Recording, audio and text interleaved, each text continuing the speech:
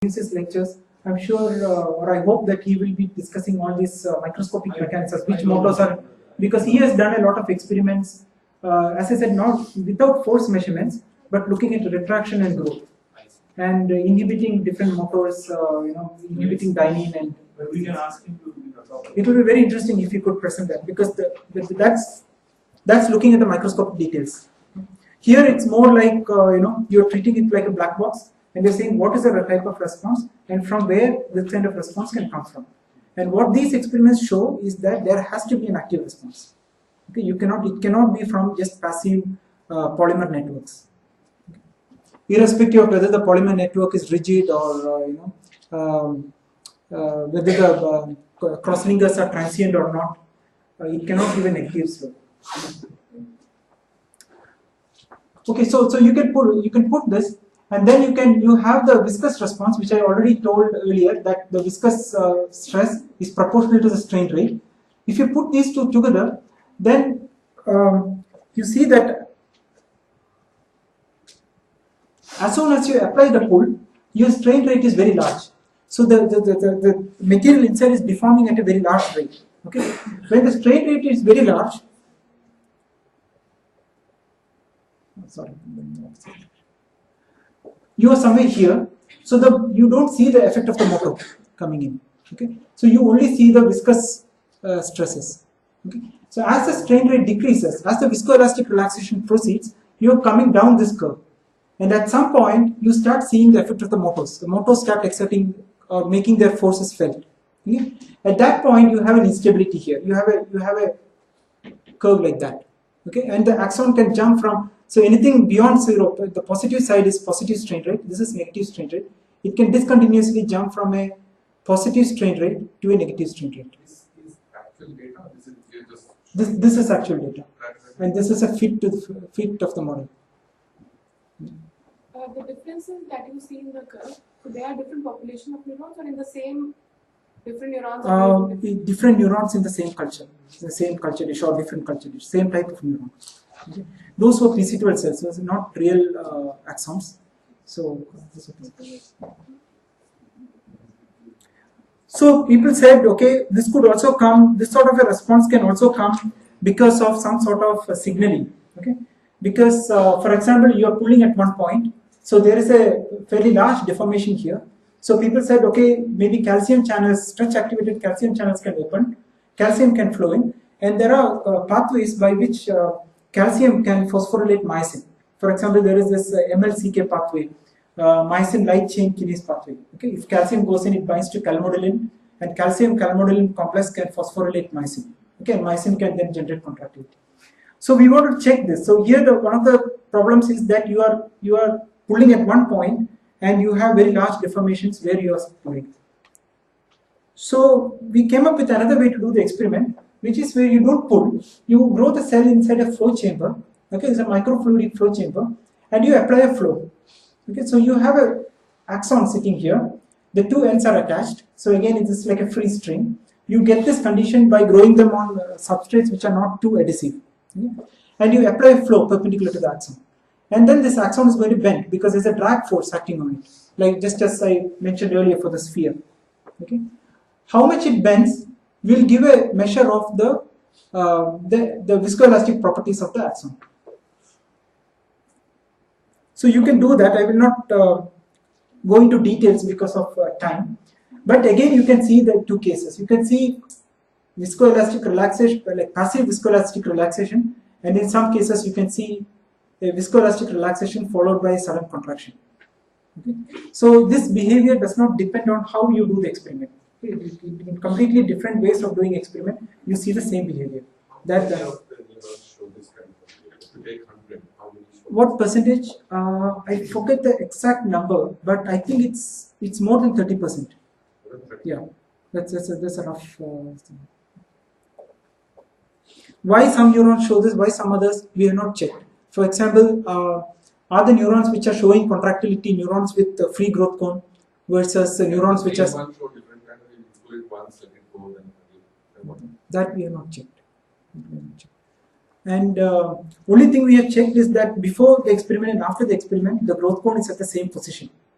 Okay, because you can also get forces because the growth cone is moving. So that is not happening. So after you pull and release, does it now signal the neuron growth? Because that would be, Again, this is something which we have not checked. well, that would be, Yeah. So what you're saying is it's a delayed response. You pull it and you just said that obviously when an organism grows and axon, which is already connected, grows, there is a feedback from tension to extension and membrane addition and cytoplasmic addition. I agree that this is a younger neuron. so what we see is that if you pull it this way, you see that the length has increased.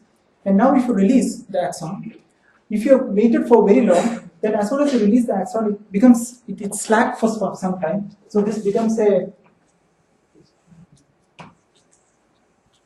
wavy axon, becomes slack, and then finally it goes to the state. It straightens up. And this was also seen in earlier experiments by Heidman, what I described and so on. So it straightens up. And they have measured the final tension also. And often the final tension is higher than the final rest tension, the axon, is higher than the initial tension. So this all indicates that most likely you are having a more active myosin crossing. yeah, myosin or not, I cannot say because we have not explored it, but it's a possibility. And more neurofilament polymerization. The neurofilament polymerization may reorganize. So one can ask the question again, it's a question of time scale. How much time does it take for fresh polymerization can be fast, but if you need synthesis, it may be slow. No, synthesis is not required. I think what will probably happen is that the actomyosin will get reorganized to this response. And then the neurofilament will also get reorganized because you pull, you will definitely disturb the network. So it will re-establish the network. So that is when some reorganization. Yeah. Yeah. So what happened to the diameter of axon? okay, in these cases, it's very difficult. The axon is about half a micron in diameter, so it's very difficult to measure it very accurately. Okay, in the tau growth case, they could measure the diameter. They could at least say that the volume is increasing at constant diameter, is because they wait till the axon grows by I don't know, a few orders of magnitude. Okay, they start from a 10 micron long axon and they wait till it becomes 1 millimeter long. So then you can make a fairly accurate estimate. In these cases, the strains are much smaller, so measuring diameter becomes very tricky. Okay, at least with a ordinary light microscope, it's difficult. So, does that depend on the angle of shear with respect to the axon? Angle of shear.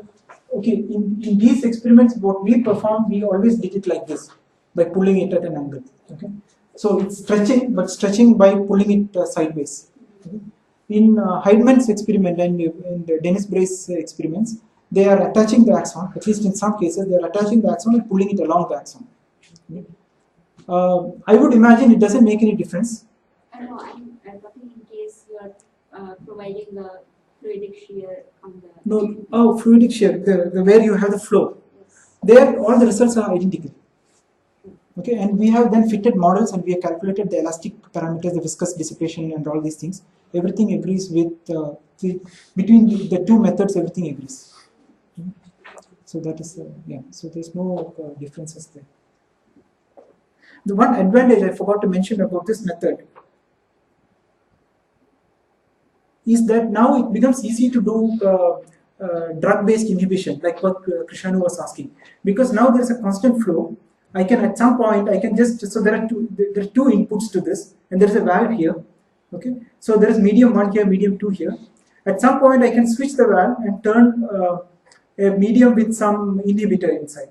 Okay, so then the inhibitor is going in, and I can ask now what happens to the curvature when the inhibitor goes in.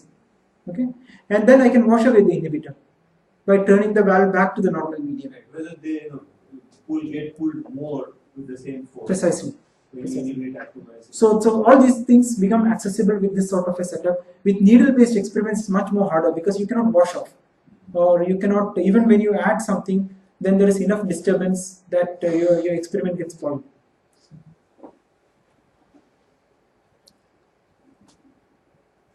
So this is a new setup which we are building, which is a little bit more sophisticated setup.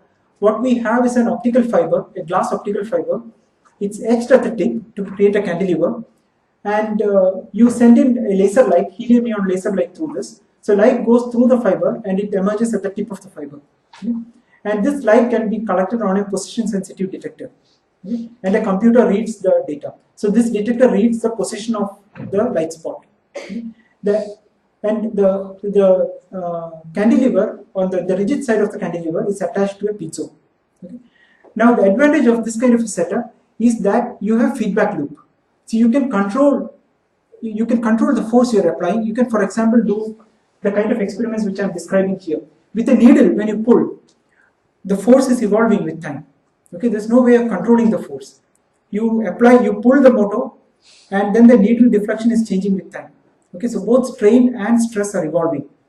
In this case, you can control it. You can, for example, you can clamp force. You can apply step force and say that I want to keep the force constant and I want to look at the strain relaxation. Okay, or I can do the opposite. I can say that I want to apply step strain, suddenly stretch the axon, and I want to look at the force relaxation. So it's a much more powerful technique. I will not go into those. And we did some preliminary tests. What we did was we pulled the axon in steps. Okay, several steps. So these are experiments which are current. Jagruti is a student of project student from ISER Pune, from Ornod's lab, for those of you know that department. And she has been doing this experiment along with one of my students, Seshagiri Rao. And what they did was to apply these multiple steps. And you see something interesting here. If you apply small steps, then you see a perfect elastic response. These are like clean steps. Okay. As you increase the strain or the force, you start seeing viscoelastic relaxation. Okay. So what this try to show is that for small strains or small forces, the axon is almost like a perfect elastic object, but at large forces or large strains, it becomes viscoelastic. How small is one? I think these are 5 micron, 5 micron steps. So you can also measure the elastic constants from the measurements. Then you see that the elasticity is still linear. So it's not coming out of some non-linearity in the elasticity. So where is it coming from? So the idea we have is the following. You have inside the axon, you have all these various cytoskeletal filaments. Okay? And these filaments are cross-linked by proteins. And these proteins, like the case of motors, which Roop was talking about, have a K on and K off. Okay? They have a binding, unbinding dynamics. So if I stretch these filaments, for example, if I force and I stretch these filaments, then there is elastic energy stored in this unit because I'm stretching the filament. I may also be stretching the crosslink, and at some point the crosslink unbinds. Okay, when the crosslink unbinds, the elastic energy which was stored here dissipates. Okay, so this is the main reason for viscous dissipation in these systems. Okay, every time I pull, I am stretching some crosslink, I am stretching some filament, and if a crosslink unbinds, then that energy which was stored in the system gets dissipated. Okay, and this keeps happening at every crosslink level. And now there are evidences from this that the unbinding rate depends on the force. Okay, the larger the force you apply, the higher the probability to unbind. Okay, so at small forces you don't have many unbinding events, so the dissipation is low. At high forces you have more and more crosslinks which are unbinding, so there is more dissipation of elastic energy. Okay. Do you think that the plasma membrane composition or something has something? So in this we have at the moment ignored plasma membrane completely. Actually, we are measuring membrane tension. It's possible to measure the membrane contribution separately. Okay, there are techniques called with laser tweezers you can pull membrane tethers and measure the tension. Okay. So we are doing this experiment, but in this we are assuming that the membrane tension is negligible. In fact, it's a fact that most of the contribution comes from the cytoskeleton in these cases. Okay, so I think I will wind up there. So what are some of the things which one can learn from all these set of experiments which I described? One is that axons have to be considered as active viscoelastic objects. So this so often if you look at textbooks, they will say that okay, you have this microtubule core. Microtubules are there for transport because you have to transport organelles from one end to the other. And you have neurofilaments, and people say neurofilaments fix the diameter of the axon. The caliber is decided by neurofilaments. And there is actin because actin is needed for growth cone motility and also for making focal adhesions. Okay? So this, but the real picture may be much more complicated than that. These filaments are not static filaments; these are highly dynamic, including microtubules. They may be sliding with respect to each other, and they act as viscoelastic objects. And in some situations, they can even form active viscoelastic objects. Okay? They can show active contractility. So that is one thing. In some cases, these active and passive responses can be separated and studied because they are separated in time scale, which like we saw in the proud growth case versus the sudden deformation. And active deformation, it is known that active dynamics regulates axonal elongation and retraction. So there is some kind of tension sensing mechanism. Okay? Because when I apply tension, some of the cells knows now I have to synthesize more material, more microtubule, more neurofilament and add to the axon. Okay, what is this tension sensing mechanism? How does the cell realize that the synthesis rate has to go up? It's not known. I would stress again, related to questions Krishanu was asking, there's a lot of importance on combining these quantitative techniques with biological tools. Okay, so you can really understand what is happening at the molecular level, okay, which motors are acting and so on. And so there are many open questions, microscopic mechanisms and so on. So I think with that I'll stop. And if you have questions, then I can take questions. Thanks. I have one. Okay, so I have to acknowledge some people. This I have not talked about. I will be talking about it in the workshop. These are the current students in the lab. Jagruti, as I said, is visiting from ICER, from Ornob's group. And this is done with collaboration with Ornob and also some theoreticians from France. And the axon stretching experiments were done by a student, Roberto Bernard, and his supervisor, Francisco Melo, who are in San Diego, Chile. So in slow axonal transport, there is a hypothesis called microstream hypothesis. What they say is that the motors moving on microtubules, they create a microfluidic streams in the axon, which drive the flow of soluble particles. So do you think the viscoelastic nature has so you're saying that because there are objects being transported by motors, it creates a flow, yes, which then takes other objects which are, I don't know, Gautam might be able to say something about it. Small. Yeah. I would Then not once you say have that. cytoplasmic streaming, then the flow can be large. Exactly. There are, just to add, there are few papers now say that the septum position may be partly because of vesicles which are being carried along the microtubules. They generate a reaction flows against the cytoplasm. And that may be helping in positioning. So it is a possibility that the things moving around creates a reaction force on the cytoplasm. And the cytoplasm is connected to something else. So in which case, a way to test this is if you measure the diffusion constant of passive particles. By passive particles, I mean passive particles were just floating around the cytoplasm. You should see some anomalous behavior. So this would be the way to measure it. You could do, for example, photo bleaching experiments and see. Sorry? we are doing that? Okay, yeah. Probably it would be really nice to do repeated measurements of the same body. Are these populations of neurons, or is it any axon could behave? So in the case of PC12 cells, it's a cell line. Okay. But in case of real neurons, it's a bit difficult to say because usually these neurons, which the chicken embryo neurons, are taken from the dorsal root ganglia. So one assumes that they are all the same neurons, but they may not be. So that's why I said if you repeat this experiment, because 30% of the cases see this different behavior. Okay? Yeah. So if you repeat it, a few times, Yeah. the same Yeah. one, if you see that it changes to a different, Yeah. it may also be a response to prolonged, some repeated mechanical stress. Maybe some of the neural axon does stress. So there are a whole lot of interesting things to do. Also, one could say, okay, I have a neuron with a free growth cone. Now I measure its response. Now I let the growth cone establish a synapse. And once the neuron has established a synapse, then I can say, now what is the response of that neuron? Is it going to be different or not? Will it still show this contractility and so on? So maybe that's a variety of these experiments which are possible. But this area is, I would say very underexplored. And I think that, as I said, there are people like Peter Bass who are looking at molecular mechanisms which generate forces and so on.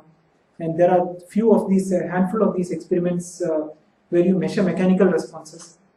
And the hope is that maybe if you combine these things, you may be able to understand more about what exactly is happening inside at the molecular level.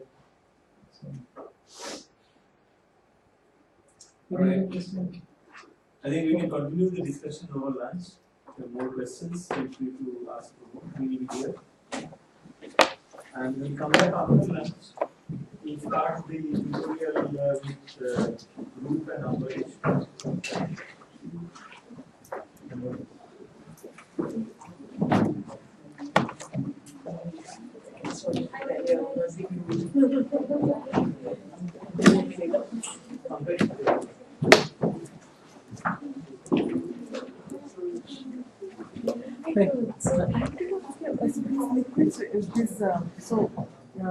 The liquids which we discussed, like state. So are these what they call non-Newtonian liquids? Yeah, I mean all these are so the axon can actually be considered that in a certain sense. Okay. So then the general this thing about non-Newtonian liquid is if I take the liquid and if I between two plates, glass plates, I shear it. Okay, I displace move one plate. See, let's say I take the liquid between a slide and a cover slip, and I displace the cover slip. Then there is a normal force. There will also be a stress perpendicular to the cover slip. Perpendicular to the cover slip. In Newtonian case, if you do it, it will just shear. Okay. And one reason why that happens is, for example, if I have polymers, because of the movement I am doing, the polymers tend to align along the direction. So there is a force acting on the polymer. And that gives rise to this kind of response. And in case of axon, it gets more complicated because you have a variety of polymers. It gets very complicated. And like people are saying, we don't know how things are. So are the microtubules all bundled in the center, or are they sort of scattered, interdispersed in? Even these will matter. Okay. It's almost fallen. It is sticking on my side like this. Oh, it has fallen this much. Yeah. If you pull it also, you will see. But if I throw it or if I do it very fast, I can now it's I think become easy to do. Otherwise, if I pull it very fast, it will just break like a brittle object. But if I pull it slowly, it will. I'll do that. I'll call I'll ask him to come. Is this the number to it? So I'll be here. I'm going to be there in Mahabaleshwar also for some days. Can you call Mani? Actually, He has to call from school. all of us have been given an assignment to present a paper on. No, yeah. And they've given a paper, we have to do critical analysis of the paper. The topic assigned to me is on growth analysis and all that was published in 2011 PNAS, some University of Leipzig. Okay. Yeah, I can use a case. If we have any difficulty with mathematics, can we contact? Yeah, I can try to help. I can help. Global can help. Okay.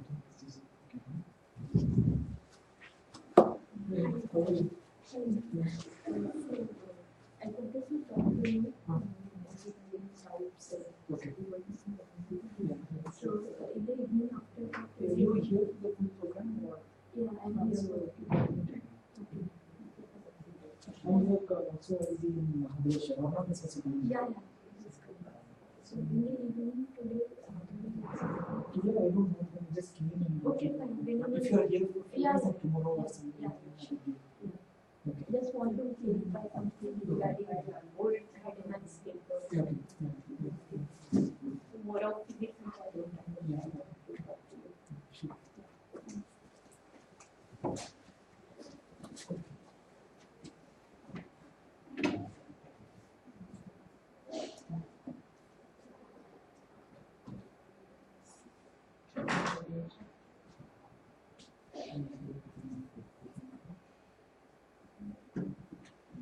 We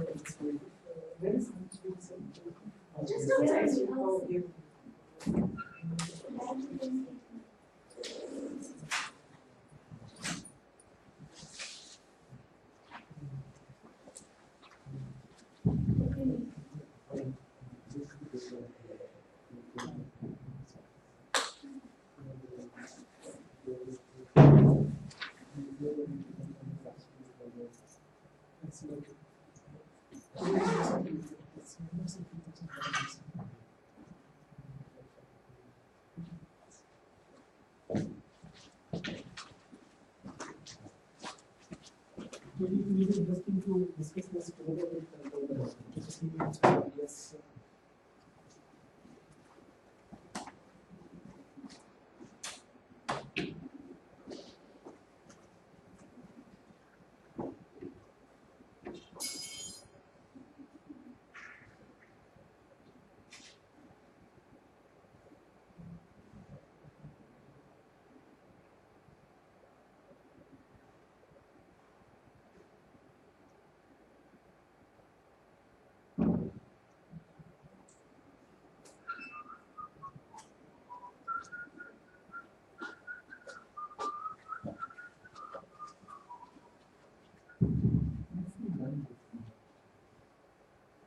Is correct. I think describe it as sure.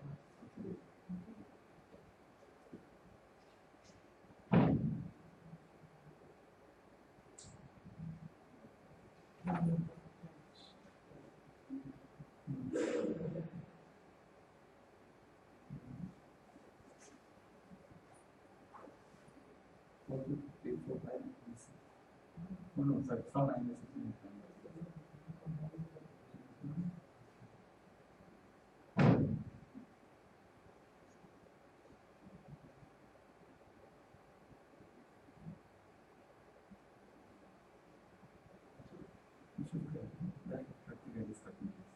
Yes, it's good. So it's two are even better than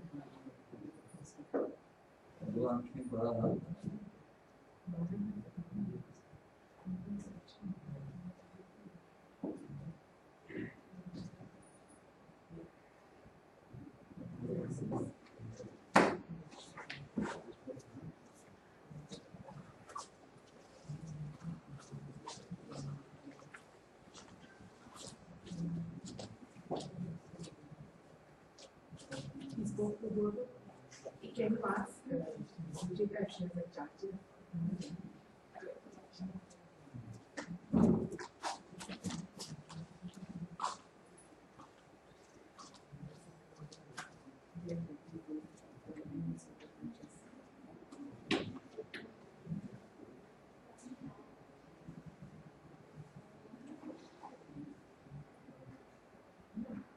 We should have this.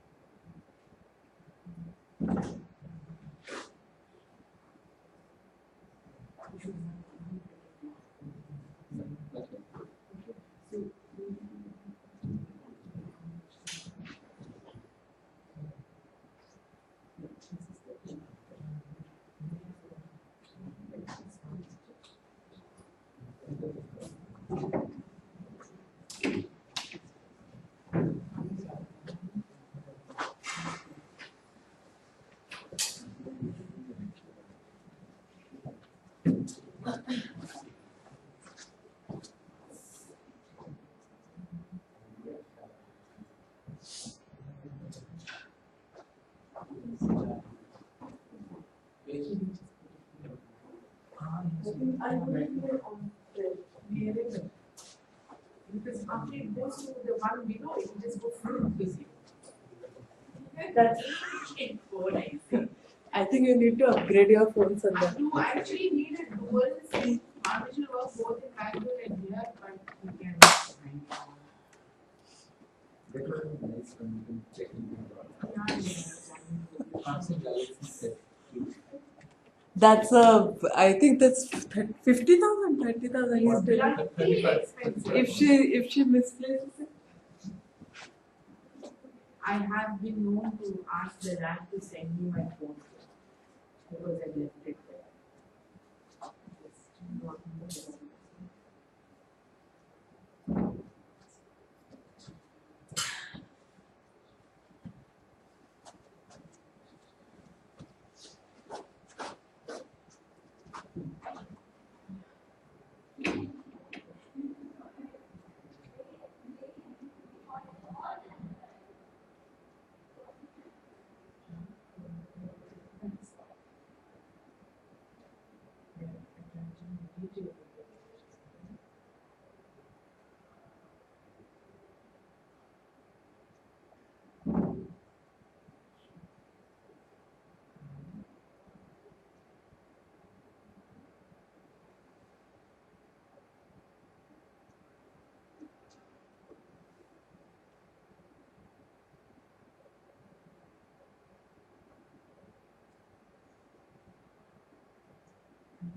It's not proven.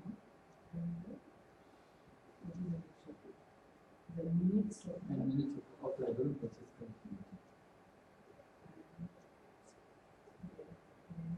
after level process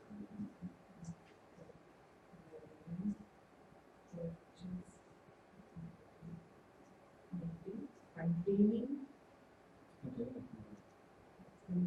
members from. No, actually, just we're attaching it.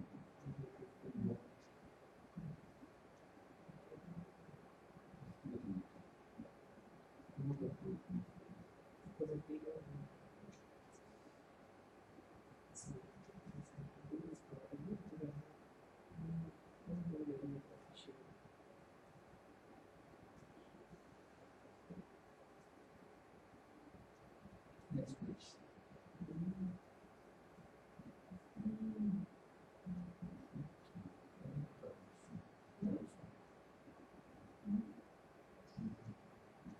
Just not being fixed. It's a really big job.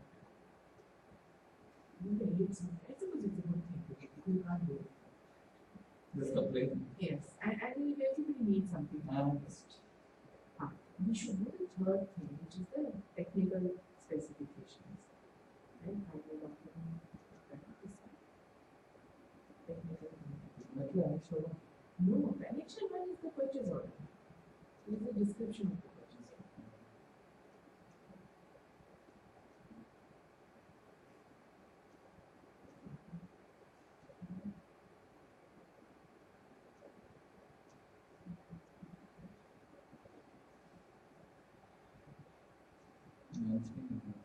क्यों नहीं मिलेगा आराम से मिलेगा ठीक है आपको जाने तो Next. कर ही रहे हैं ना अरे बाबा This are the answer and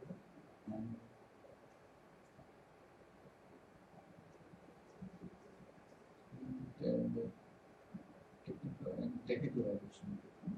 and the technical committee report.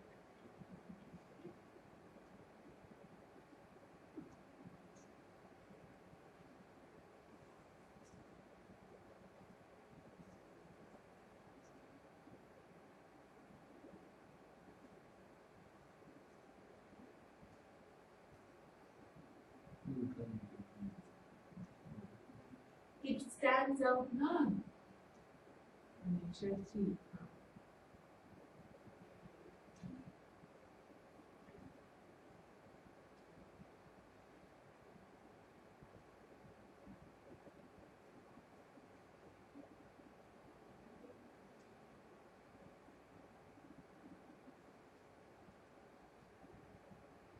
Must have the supply given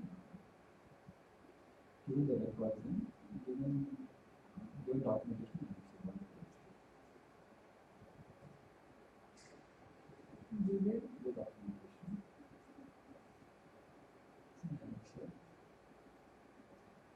Given the documentation in Excel.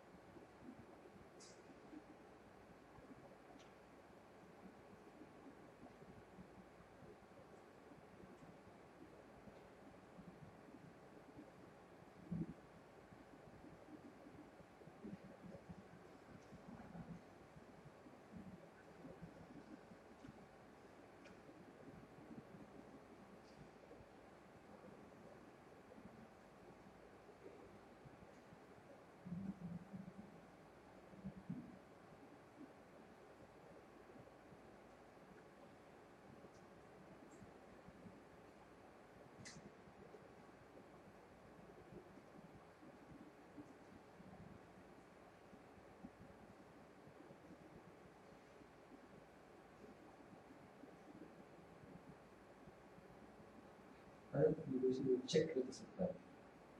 We want technical people to come negotiate anything with the permission to go out.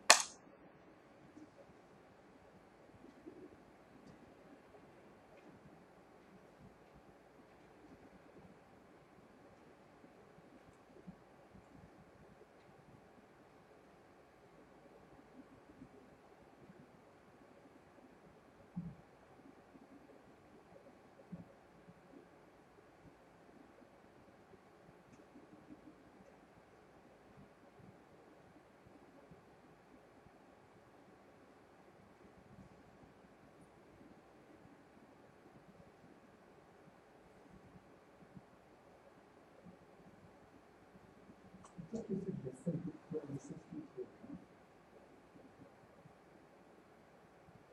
We have to renegotiate the price.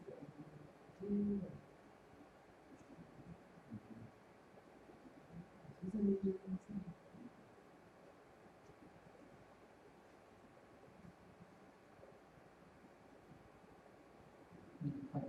We should remove this one because otherwise it says about 2 crores. But it is only about 2 crore. No? You can only do that if it is 2 crores. Otherwise it is not easy. Whatever is about 2 crore. No, that's because of the exchange rate. We can mold them to the Indian code instead of the US code. Indian code was 2 crores. We can say we have to bring it down to the Indian code, not the US code. And say that. No? So this is exactly. Cost. Since the Indian rupee has devalued, Cost was 2 crores. Just under 2 crores. 199.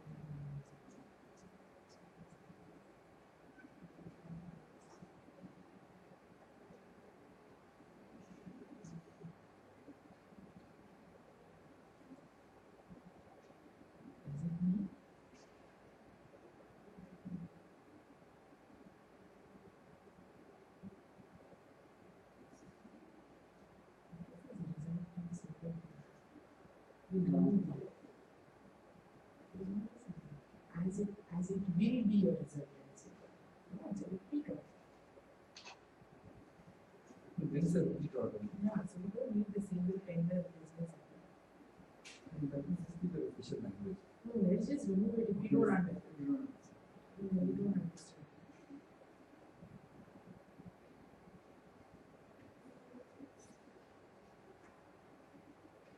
We should write in the last sentence what is it that we want from him.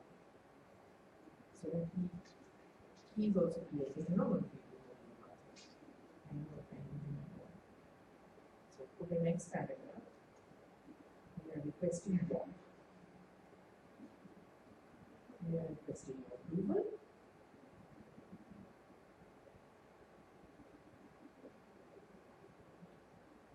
proceed with it.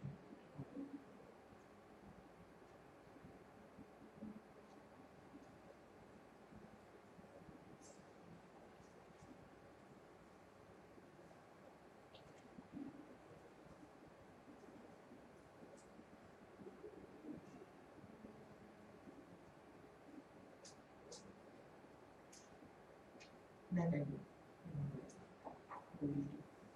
Send it, Yeah, looks fine. copy paste as well as send as attachment, right? Send as I'll copy paste into the into the mail. yeah. So that's just go down.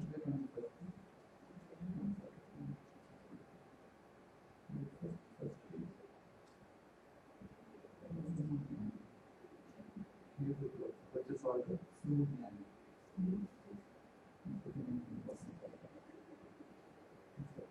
Yeah, come. So cutting paste into that. So then always reuse the right. No, I'll give it, send it as an attachment. I'll send it as an attachment. This will also be This will also work. so that And I will combine it all into one PDF document.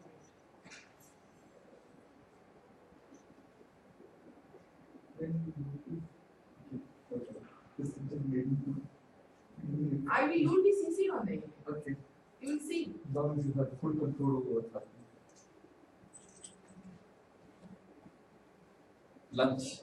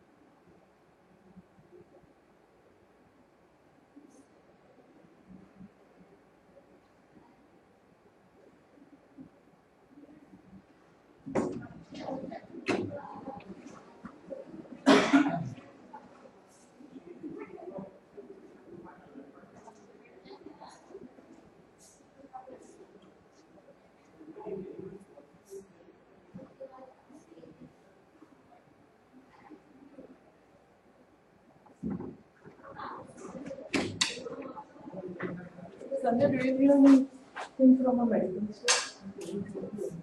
You really? Yes, because I am in medicine. What is wrong? Cold, severe cold. Come, I will tell you what I need. Because the medical student definitely happens. Usually has this, and this is the difference.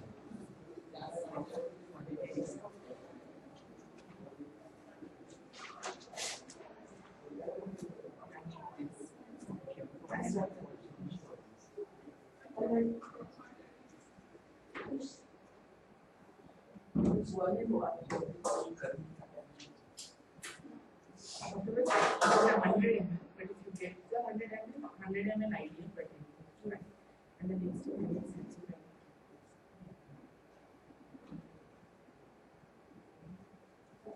That's it. Then you give me money. It's already good. I have to run it. You get lunch now. I have to. Oh, You should.